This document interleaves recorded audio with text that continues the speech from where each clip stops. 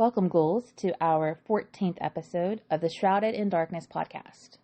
I'm your true crime-obsessed host, Marlena. Today, we're diving into the story of Bethany Leanne Markowski. We're going to jump straight into some background information. Bethany Leanne Markowski was born February 1st, 1990, to Joni Carter and Larry Markowski. She was a child with a big heart and a big personality, and she always had a smile on her face. Unfortunately, though, her parents' relationship was volatile. By January of 2001, Joni took Bethany to Old Hickory, Tennessee, away from her father, who remained in Gleason, also in Tennessee. Despite her efforts, it didn't take long for Larry to track them down. Reports show that he actually showed up at Bethany's new school and tried to take her. Fortunately, though, the school's staff was aware of the situation, intervened, and the police were called. This happened on January 31st of that same year, 2001. The following day, of course, was February 1st, which was Bethany's birthday. She would turn 11 years old. Joni tries to make the day special despite the recent events. On February 12th, court grants unsupervised visits to Bethany's father, Larry. I'm sure this came as a shock to people, considering Joni's reports of abuse. She'd even requested a temporary restraining order against him. But nevertheless, Larry was granted visitation rights. The court order was for every second weekend from Friday afternoon to Sunday afternoon. And as scheduled, he had his very first unsupervised visit with Bethany. This was February 16th through the 18th, and everything went according to plan. The pickup, the drop-off, nothing reported that was out of the ordinary. One thing is important to note is that on February 26th, Larry registers a 1995 Chevrolet Astro van. And going forward, this is the vehicle he drives. So March 2nd rolls around, and this is the next unsupervised visit. Pickup goes as scheduled Friday afternoon. There are a couple of things that were possibly planned at one point, but details aren't entirely clear.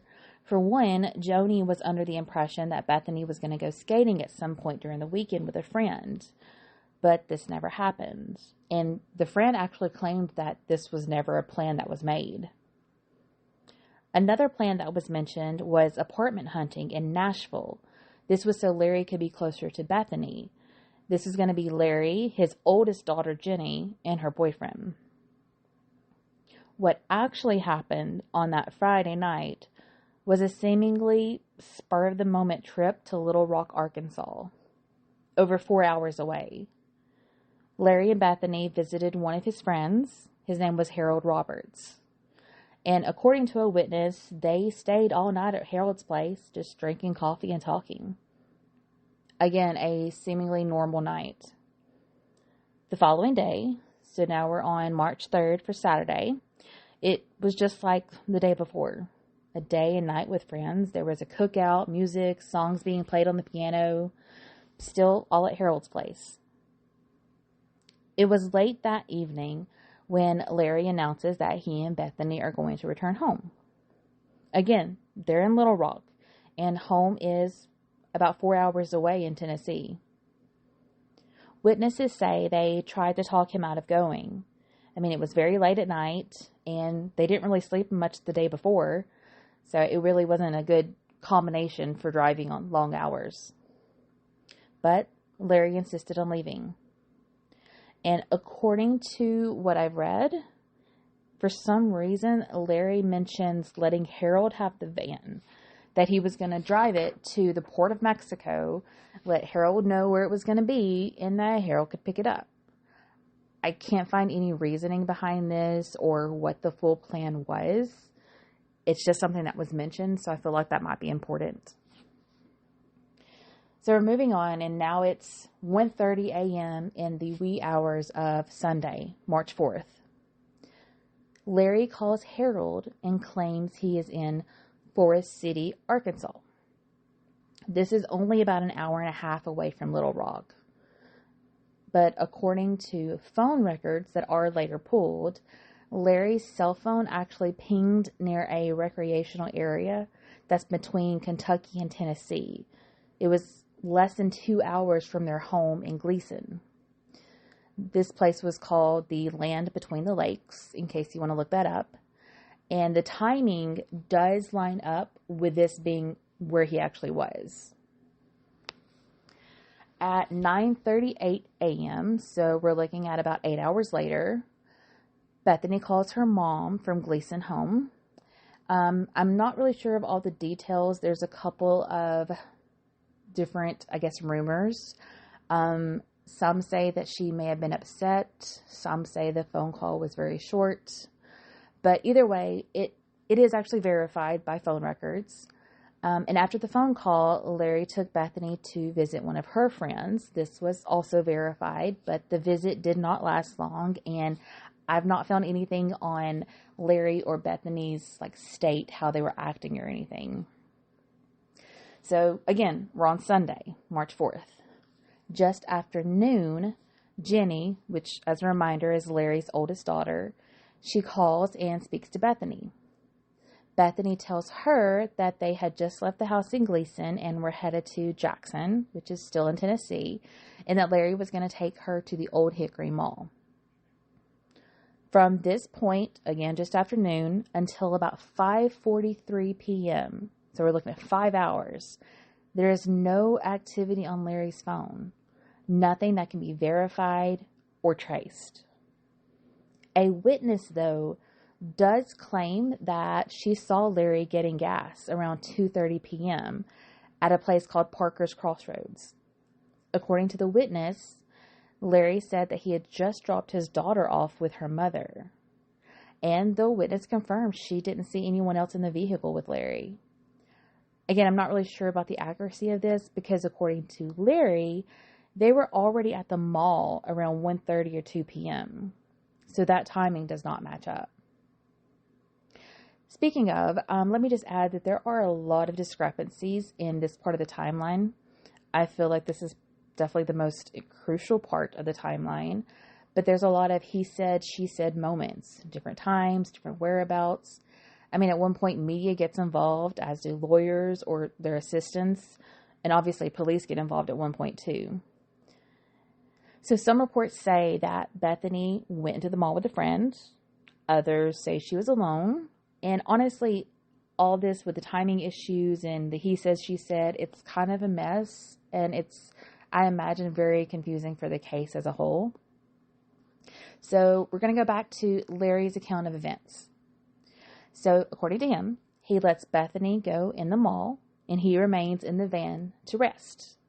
This was supposed to be in the kind of a big parking lot area. So he ends up falling asleep and he wakes up at 3:45 p.m. Again, according to him, they were at the mall around 1:30 or 2 p.m. He falls asleep, wakes up, it's 3:45 p.m. Bethany has not returned to the van. He does wait a little bit longer, but at 5:15, he contacts the mall security officer. And together, they search the mall for Bethany. They do this until 6 p.m. because that's when the mall closes. And this is when the police are called.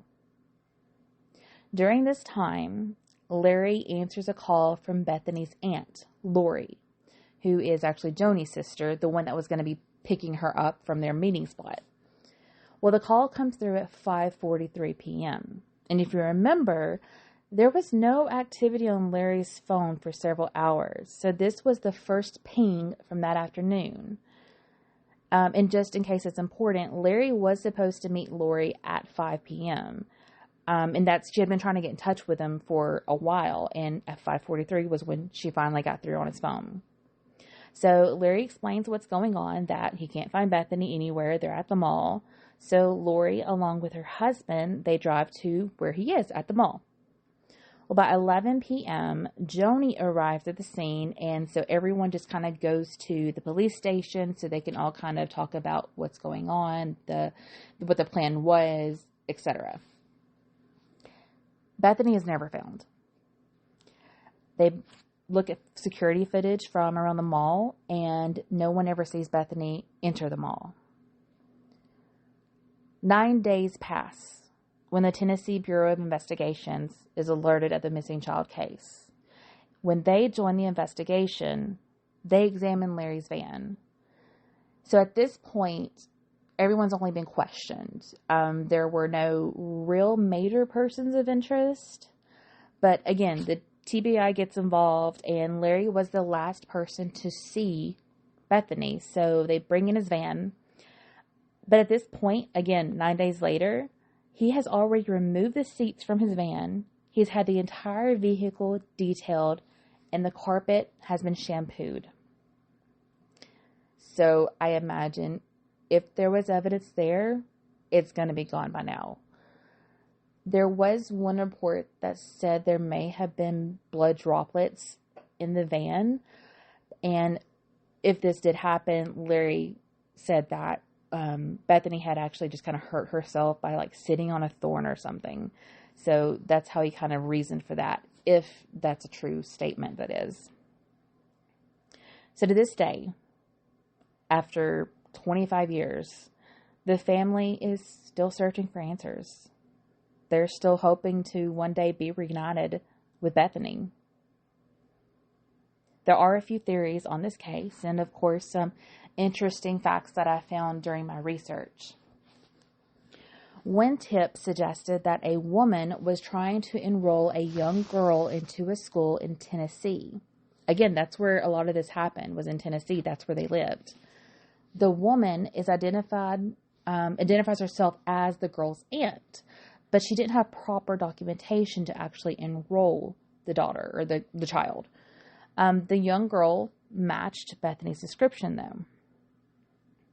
Another possible sighting was at a Cleveland, Tennessee bus station. There was a disheveled woman with a young girl that, again, matched Bethany's description. There were even a few different witnesses that chose Bethany's picture for who the young girl looked like. It sounds like they kind of gave them a few different pictures of missing kids, and they all chose Bethany as who they saw that day.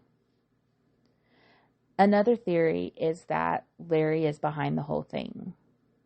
That an aunt, who would be Larry's sister-in-law, took Bethany.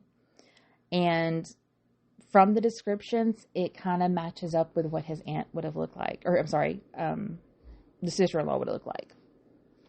And this could definitely coincide with the theory of Bethany being with an older woman. So although Larry was the last known person to see Bethany, he was never more than questioned. There's been no charges, no arrests. As far as I can see, there's not anybody else that's been a person of interest.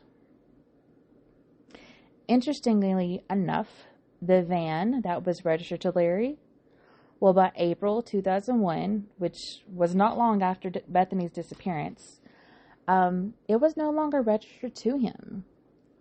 According to the reports, that same van was sold at an auction in Jacksonville, Florida, and eventually made its way to Puerto Rico. One positive thing that came from Bethany's disappearance is the Tennessee Missing Children's Day. Joni, Bethany's mom, helped make this day happen. She helped to get it established, and it's honored every year on March 4th, which was when Bethany disappeared. Now, I have some very strong opinions on this case. To me, there are some major red flags. A lot of conflicting stories. Some of those come straight from Larry and other witnesses. The timing of things, people that claimed that they saw him at one point. And I don't know, it's a lot of strange situations. And the fact that he was even allowed those unsupervised visits, it's a little scary. We are told that the video footage from the mall was checked, but I can't help but wonder about the parking lot or the surrounding businesses. Is there anything that could confirm when they arrived at the mall if she was in the vehicle at any point? Anything that could confirm the timelines? Something to show when Bethany was physically with Larry in that van, because as far as we know, the last time anyone could say they saw her, besides Larry, was in Arkansas. Speaking of, I'm kind of curious about that trip to Arkansas. Such a longish trip. 4 hours one way, knowing you already had a limited time frame because it's only the weekend. And also, how were things actually between Larry and Bethany? Were they amicable? Were they like a normal father-daughter? Was she upset at any point? Could you see animosity? There's just so many questions. So tell me, have you heard of Bethany's case? What are your thoughts on it? Have you seen any other details shared? I would love for you to help me spread the word of her story. Let's make sure the world knows about Bethany Markowski. One last note about today's case, giving credit where it's due. Our research came from people.com, WREG, and BethanyMarkowski.com.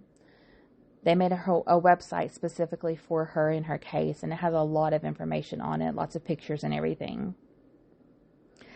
Well, thank you so much for tuning in to our episode today, and don't forget you can connect with us online. We're on social media like Instagram and also WordPress, and you can listen to us on multiple platforms, including Spotify, Apple, and Amazon. We would definitely love to hear from you. You can share your feedback, your show ideas, and ask your questions. You can catch next week's show where we'll be diving into the case of George Brinkman. Until next time, see you, ghouls.